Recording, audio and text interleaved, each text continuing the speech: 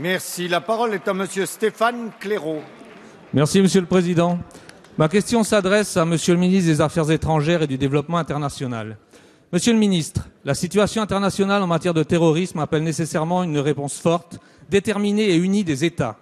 Réponse au sein de laquelle notre pays occupe une place de premier rang, comme le démontre encore la présence du président de la République François Hollande ou encore de notre président Claude Bartolone à la grande marche contre le terrorisme ce dimanche à Tunis.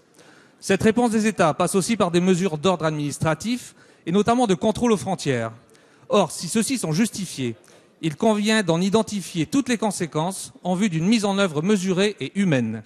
À ce titre, j'attire votre attention sur l'annonce récente du gouvernement fédéral du Canada de l'instauration prochaine d'un système d'autorisation électronique de voyage sur le modèle du système ISTA aux États-Unis qui imposera avant tout départ pour séjour ou transit au Canada des délais, des procédures et frais aux ressortissants de la quasi-totalité des pays tiers dont les Français.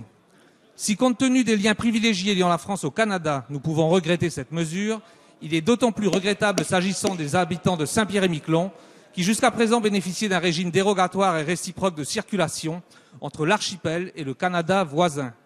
Si la prise en compte de la situation spécifique de Saint-Pierre-et-Miquelon n'était pas maintenue dans le nouveau dispositif, cela entraînerait pour mes compatriotes de graves conséquences d'ordre sanitaire, économique et social. Car je vous le rappelle, en l'absence de ligne aérienne directe avec la métropole, nous n'avons pas d'autre choix que de passer par le Canada pour sortir ou entrer sur le territoire.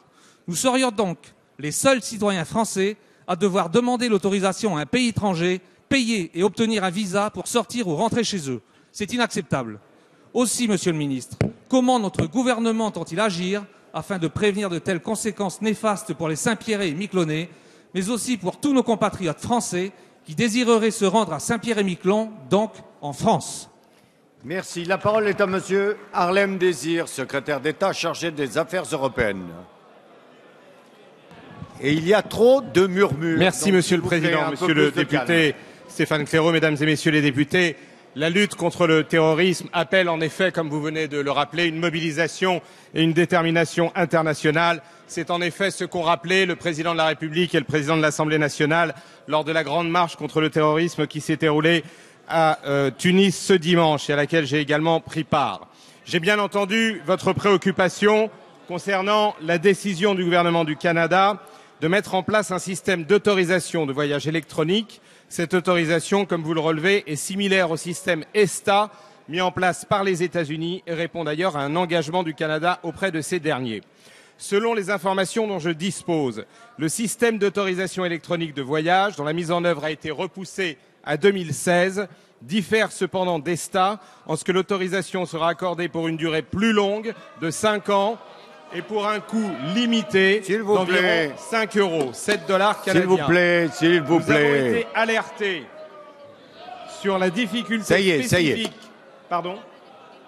Oui, voilà. Pardon ? Voilà. Nous avons été alertés sur la difficulté spécifique, qui se pose pour les Français de Saint-Pierre-et-Miquelon et qui doivent, en l'absence d'une desserte directe entre la France et l'archipel, transiter par le Canada quand ils souhaitent se rendre ailleurs dans le monde, notamment en métropole, ainsi que du problème lié aux évacuations sanitaires vers le Canada.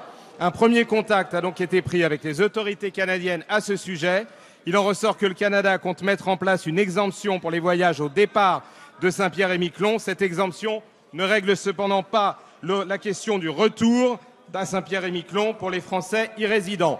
C'est la raison pour laquelle, en lien avec Annick Girardin, Laurent Fabius a donné instruction qu'une démarche formelle soit effectuée auprès des autorités canadiennes afin de les appeler à tenir compte de la situation particulière dans laquelle se trouve l'archipel compte tenu de sa proximité géographique avec le Canada.